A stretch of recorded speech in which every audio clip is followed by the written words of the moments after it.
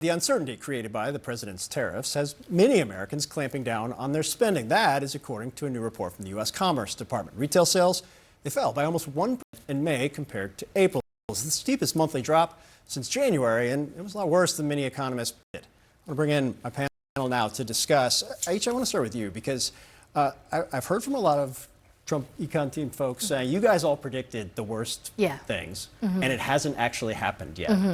Is it happening now? What's your sense? Well, I mean, I think we're seeing some signs of the softness, right? Like, I think what happened was you had people like who were very concerned about the tariffs, so they went out and they bought a lot of stuff, and so then you can go, oh, look, it didn't happen yet. But now you see people pulling back. People are concerned about these prices. And sometimes it takes a lot of time for these measures to catch up to what is actually happening in the economy. Like, for instance, like jobs are a lagging indicator. Often it's after a recession has ended when unemployment peaks. So you have to be like very careful about just looking at the day to day. Like, the gravity still matters. If you make things more expensive, they are more expensive. Like, that's just a fact. Noted believer in gravity as it relates to tariffs, Mark Short. We saw something Democratic Senator from New Hampshire, Jeanne Shaheen, posted today. Americans understand the tariffs drive up prices on everyday goods at a time when families are already grappling with high costs. The president's trade policy is throwing our economy into unnecessary turmoil. Mark, my question is, does any of this funnel into the debate that's happening on Capitol Hill right now? You've run ledge affairs for a White House, and I think what the environment and the atmosphere is important. Sometimes it maybe counterintuitively actually helps move something forward, but what's your sense of what you're hearing from Republican senators? I think there's a lot more anxiety about the economy in the second half of the year that I do think is pushing to say we need to get this done sooner rather than later. I do think that there has not been some of the dramatic price increases that many expected, but I think some of the biggest retailers pre-purchased inventory in anticipation of that. And so there's an expectation that the second half of the year you're going to see the impact a lot more dramatically. And I think Republicans want to get the tax relief package done before there's the more turmoil in the discussion and in the economy. Yeah, it was kind of the wrench in the White House saying, this is a great GDP report because all it's showing is the inventories, and that's why it was negative. And it's like, yeah, well, that also means people are building up. The one big beautiful bill. Beautiful. You're jealous you didn't name it. I am. And I am cognizant of that fact. I think one of the things that I've been trying to figure out right now is from a kind of political dynamics perspective. And Mark knows as well, there's a White House perspective of, you have to vote for this eventually. We will wear you down. How operative do you think that is? Well, here's the challenge, though. The White House, the president's not going to face voters again. But if you are up in the midterms, part of what you're trying to hold out for is the ads write themselves right now. Because not only, we're talking about, concern about the economy. There's uncertainty in the economy. There's uncertainty in the global economy. What's happening with Iran does not make it any better.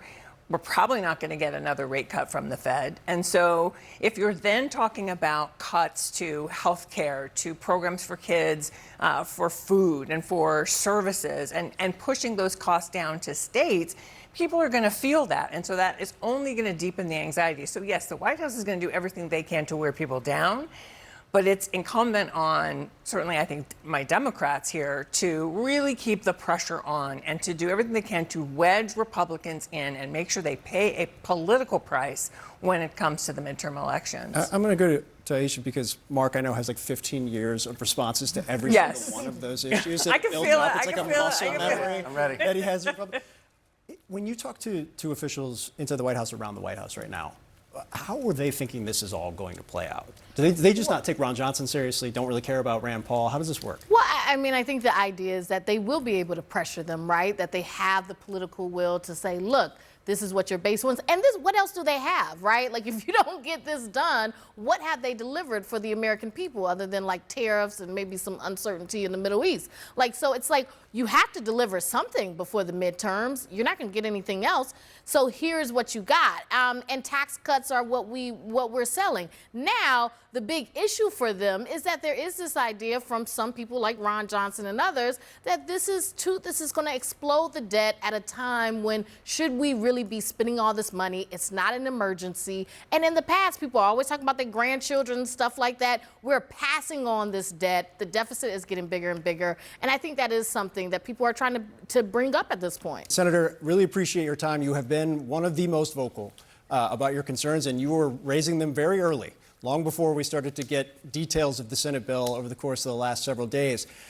I'm interested, as somebody who covered the 2017 tax cut, I know how serious you are when you have issues. That you were one of the main holdups for leaders to have to understand, and I think give you what you wanted on the pass-through issue before they could get it over the finish line. You were in several meetings today, one with Vice President J.D. Vance, one with, I think, Senate Republican leaders, too, afterwards. I'm interested if you feel like they understand and are willing to give some of what you want. Well, first of all, nobody wants to sink this bill. We all support President Trump. We appreciate what he's doing. He's unique. He's doing things that nobody else would do that need to be done. So we want to see him succeed. My higher loyalty, though, is to my kids and grandkids, and we're mortgaging their future. That has to stop. So what we want to do is what President Trump said he wanted the Senate to do, which is make the big bill better. And so that's what I'm trying to do. So again, I'm not trying to be obstinate here, but the fact of the matter is what the House sent over is I support most of the measures. It just doesn't go far enough. I know people tout the fact spending reduction, which is true. The problem is we have historic and unprecedented spending increase. For example, we increased spending by more than $2 trillion in a single year. In 2020, at most, we'll reduce spending by $2 trillion over 10 years. So again, I support what's in the big, beautiful bill.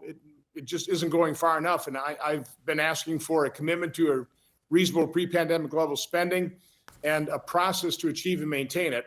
Those are gives the White House pretty broad latitude in getting my vote. That was what I wanted to ask you about, because it does. It does not kind of hem them in on one or two specific things that they must absolutely give you red line wise to deal with your concerns or to understand your concerns. But I'm interested in pre-pandemic level spending is roughly $6.5 trillion in cuts, maybe, give or take. You're a numbers guy. You know them a little bit better than me. From a discretionary perspective, you can't do that, or traditionally you don't do that in a reconciliation bill. So what would you need to see from a mandatory side of additional cuts in this bill? And what explicit process would you need to see going forward in the appropriations process or future legislation? I've laid out 3 pre-pandemic levels of spending using actual outlays from Clinton in 98, Obama 2014, and Trump 2019. And we have over $1 trillion of other mandatory. That's not Social Security, Medicare, or Medicaid. And what we're spending over 2019's fully inflated numbers is $239 billion. We're spending $145 billion more in non-defense discretionary spending over 2019 fully inflated. So there's almost $400 billion right there, just focusing on other mandatory and non-defense discretionary. Obamacare, addition to Medicaid. That's called Medicaid expansion. Right. It's where states, for every dollar the states put in for Medicaid expansion, they get $9 from the federal government, which has led to all kinds of waste, fraud, and abuse on the part of states and providers. So again, those are just the first things you would start addressing.